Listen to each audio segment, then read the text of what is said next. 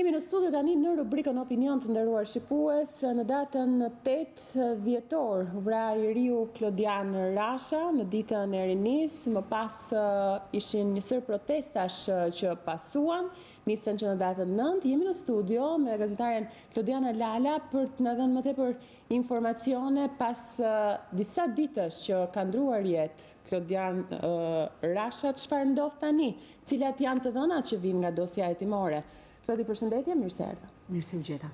Disa ditë pas vrasjes së Klodian Rashës, çfarë thot dosja hetimore, çfarë të dhëna zhvim?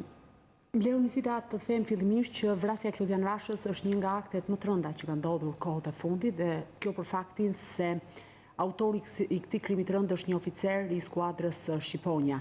Sigurisht që policia e shtetit është një strukturë e ngarkuar me ligj dhe me kushtetutë që të sigurojë rendin dhe sigurinë publike dhe të ruajë jetën e gjithë secilit prej qytetarëve të saj dhe jo vetëm.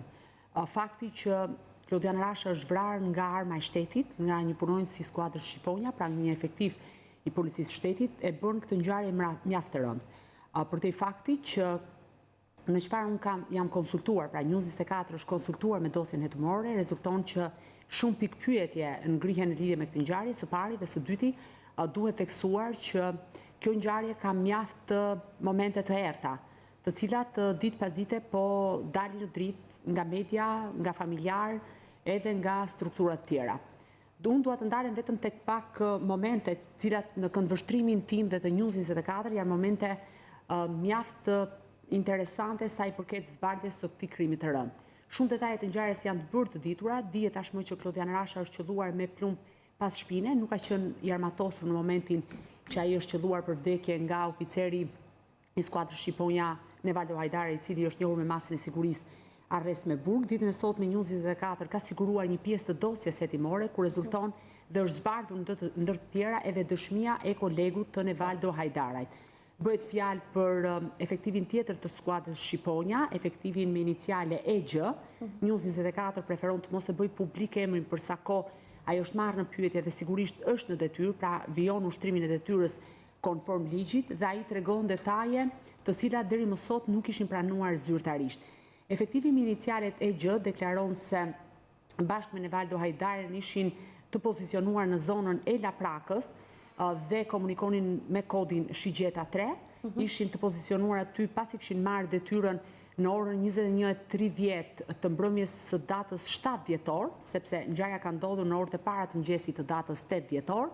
Janë vendosur fillimisht aty, kanë qenë të pajisur me armën e shërbimit tip pistolet dhe ndërkohë me antiplumb. Është konfirmuar tashmë zyrtarisht që nuk kanë qenë efektivët e policisë të pajisura me kamerat të trupit, të cilat në fakt nëse do të kishin kamerat e trupit dhe do të ishin të ndezura, mund të kishin një panoramë tjetër të ngjarjes dhe nuk do të kishte kaq shumë diskutime. Nuk kanë patur kamera fare, ose nuk kanë patur sepse aty thuaj që e gjithë struktura kishte vetëm një kamera funksionale, e cila ishte vënë një patrulle të skuadrës Shqiponja që ishte pozicionuar pranë komisariatit numër 5, ndërkohë që gjitha kamerat e tjera të trupit rezulton që ishin të dëmtuara dhe ishin dorëzuar pranë drejtorisë.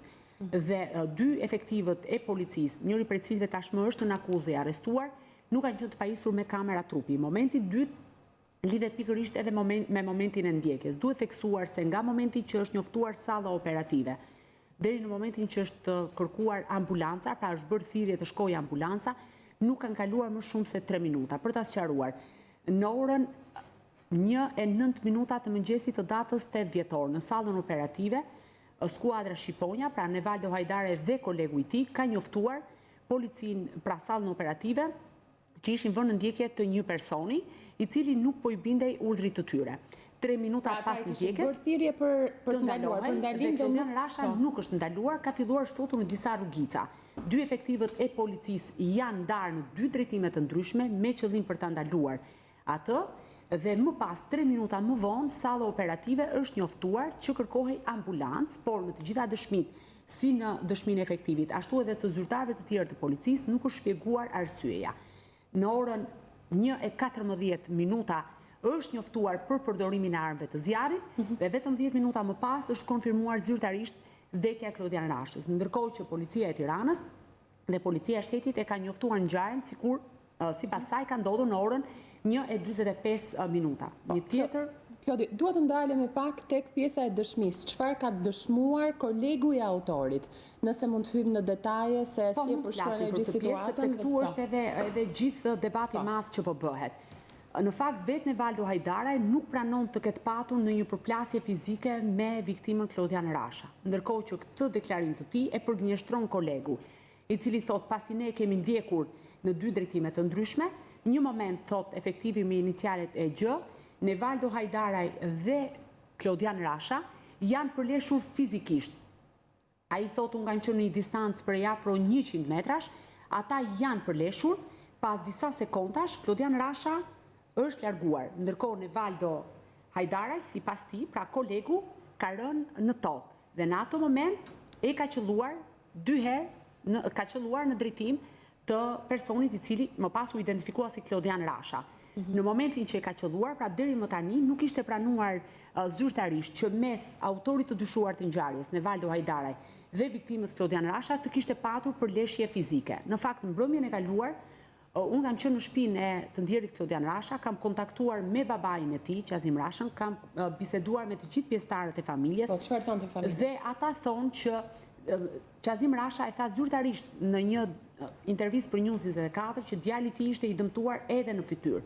Pra kishte plak edhe në fytyrë dhe familja Rasha dispononte foto të trupit pajetë të djalit të tyre, ku Klodian Rasha kishte shenja në fytyrë, që kjo pritet të përcaktohet nga ana e prokurorisë, nëse janë për shkak të përplasjes fizike me efektivin, sepse deri në ato momente përleshja mes viktimës dhe autorit të dyshuar nuk është pranuar.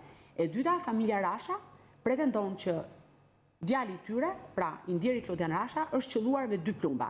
Në dosjen e prokurorisë sqarohet momenti që të paktën njëri nga plumbat që e ka kapur në shpinë, pra në shpatullën e djathtë, është i konfirmuar, ndërkohë plaga që ka në kokë, sepse viktima ka 12 të qepura në kokë, mendohet që është një plumb i dytë që ka kapur shkarazi. Ajo çfarë duhet thënë është që dëshmit e dhëna nga oficerët e policisë bien ndesh me atë çfarë deklaron autori dyshuar Nevaldo Hajdaraj dhe nxjerrin në dritë fakte dhe detaje të cilat nuk ishin pranuar deri më tani.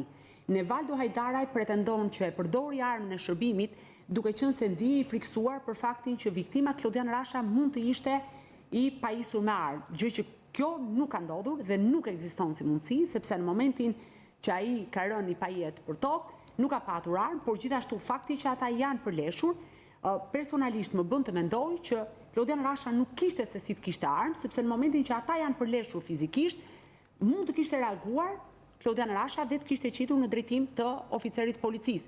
Pra të gjitha pretendimet e Nevaldo Hajdaraj bien ndesh ose rrëzohen nga pretendimet dhe dëshmitë e dhënë nga vetë kolegët e tij, por nga ana tjetër dhe nga kqyrja e pamjeve filmike të kamerave të sigurisë. Po, për sa takon armës që u tha se u gjend afër viktimës, është një ndër versionet Jo afër viktimës, është gjetur në një distancë prej afro 100 metrash në një rrugicë tjetër me atë që është paralel me vendin ku është vrarë Klodian Rasha, por deri më tani nuk konfirmohet zyrtarisht që kjo armë i përkiste Klodian Rashës. Madje babai i tij bëri thirrje prokurorisë që të zbarte këtë ngjarje, të jepte drejtësi, sepse ai deklaroi ndër të tjera se ka edhe prova që rrëzojnë versionin e prokurorisë. Pra familja Rasha ka dyshime të forta që policia ka tentuar ta manipulojë ngjarjen, e para. E dyta, kjo konfirmohet edhe nga dosja hetimore.